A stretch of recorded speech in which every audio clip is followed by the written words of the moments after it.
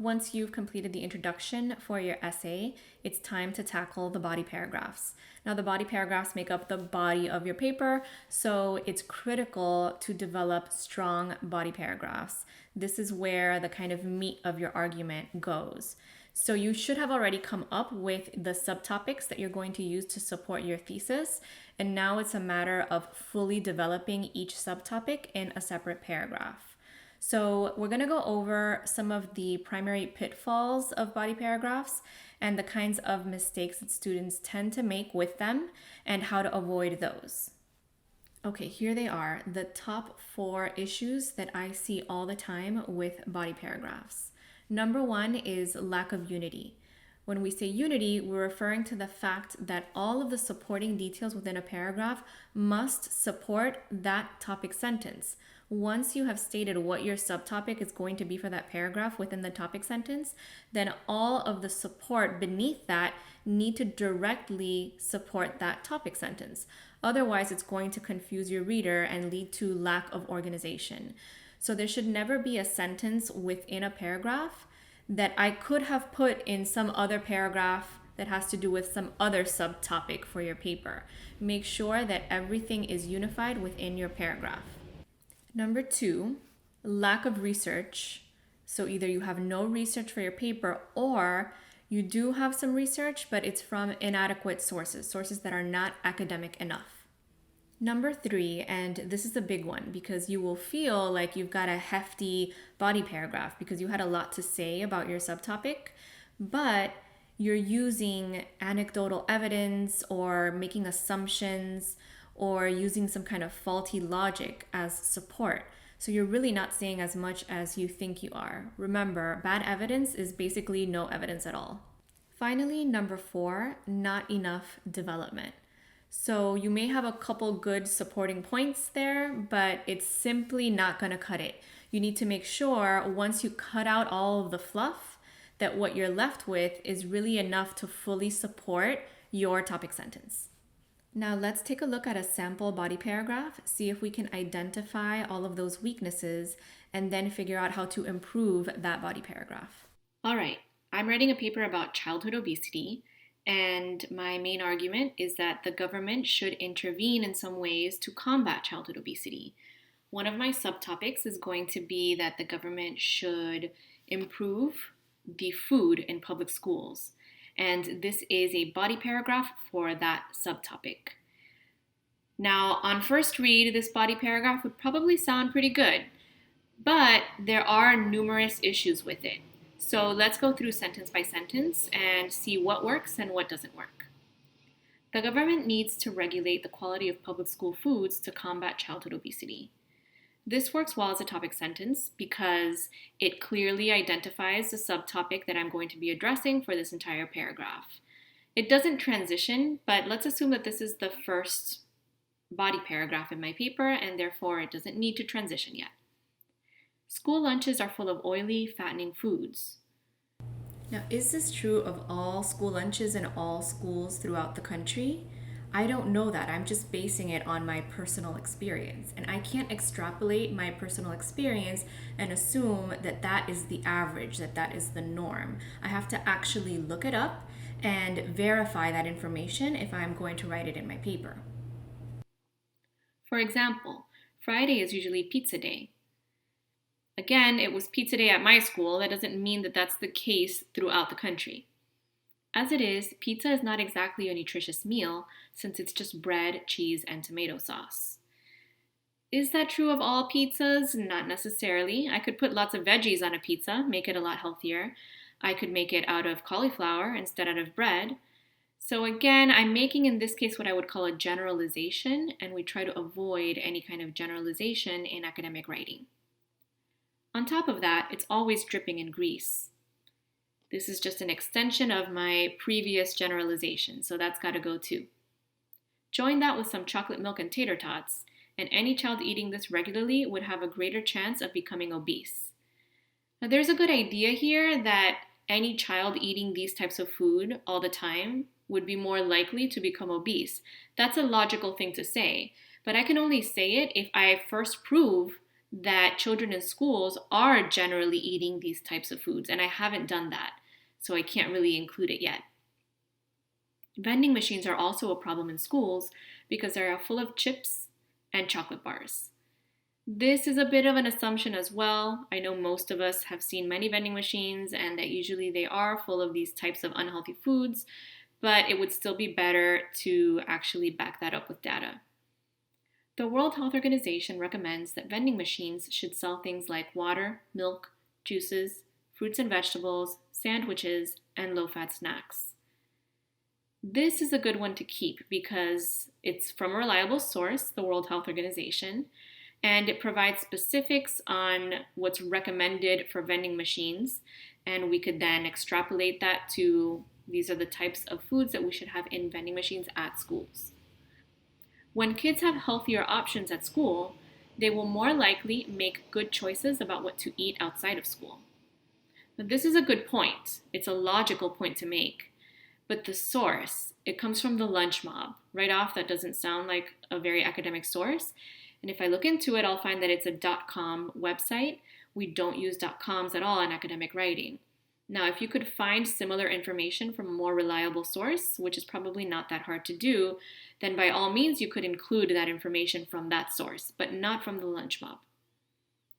Furthermore, students have less playtime or physical education at school today than they did decades ago, which also contributes to obesity. This is a good point about childhood obesity.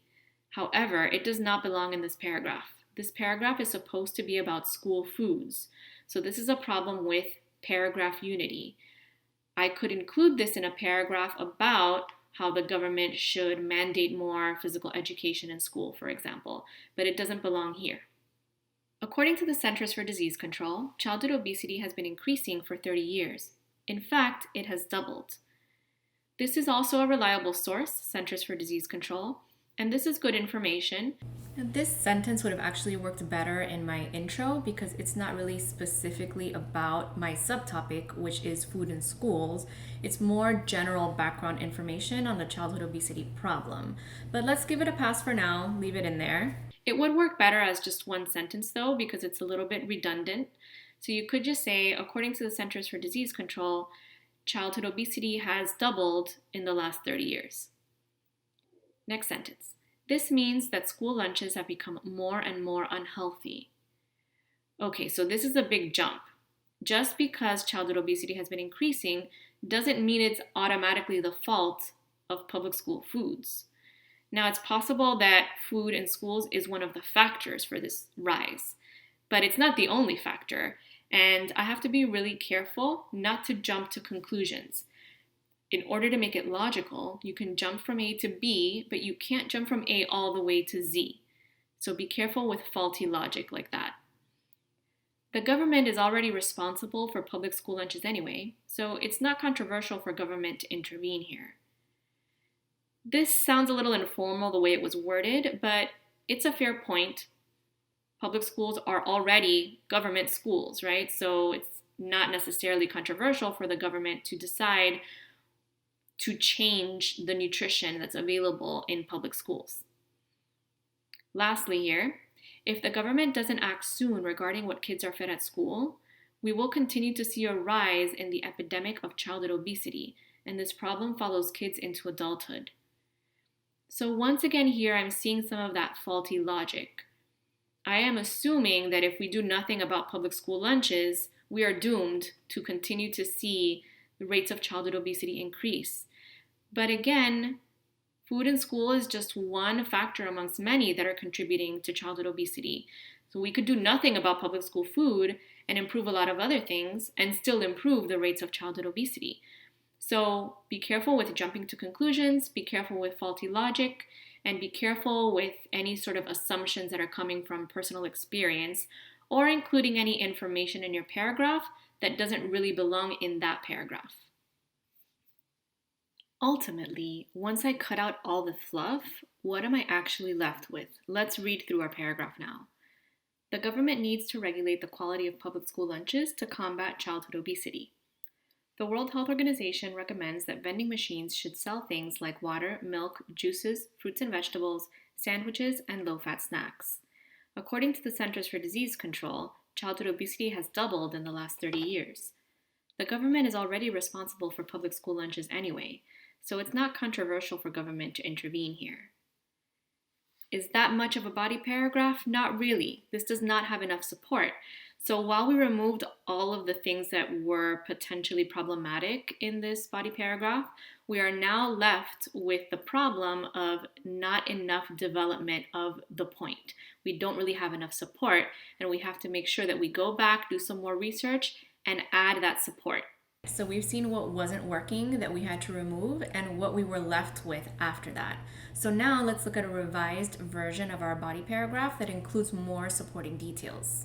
The government needs to regulate the quality of public school foods so that American schools provide lunches and snacks that are low in fat and high in nutritional value.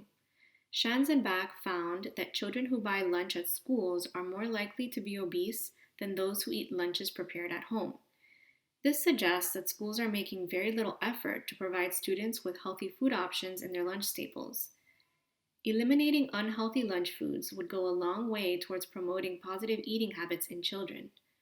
According to Mass, Naiman, and Naylor, school-based nutrition policies have resulted in less access to sugar-sweetened beverages and low nutrient energy-dense foods in schools, which has reduced consumption of these unhealthy foods.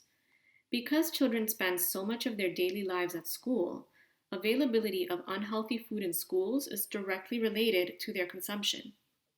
Therefore, schools should adopt lunch menus that meet minimum nutrition standards. School lunches are not the sole problem, though. The availability of unhealthy vending machine snacks also contributes to childhood obesity. If there are to be vending machines in schools at all, they should contain healthy snacks. The World Health Organization suggests water, milk, juices, fruits and vegetables, sandwiches, and low-fat snacks. By making simple changes to lunch and snack foods, U.S. schools can have a meaningful impact on the overall health of the average American child. I want you to take the time to assess this paragraph more carefully. Notice that I've added many new supporting points from strong sources. The World Health Organization is still there, and I've got 2 new sources, both of which are scholarly articles from the library databases. I also ended up removing the Centers for Disease Control sentence after all because it really would work better in an intro than in this paragraph. Of course, I removed the sentence about physical education since it didn't belong here. Beyond that, I changed some wording and made the tone more formal overall, so it looks great now. All right, so as long as you've got good quality academic research and you're making enough strong logical points, all of which support your topic sentence, then you're well on your way to having a really strong paper.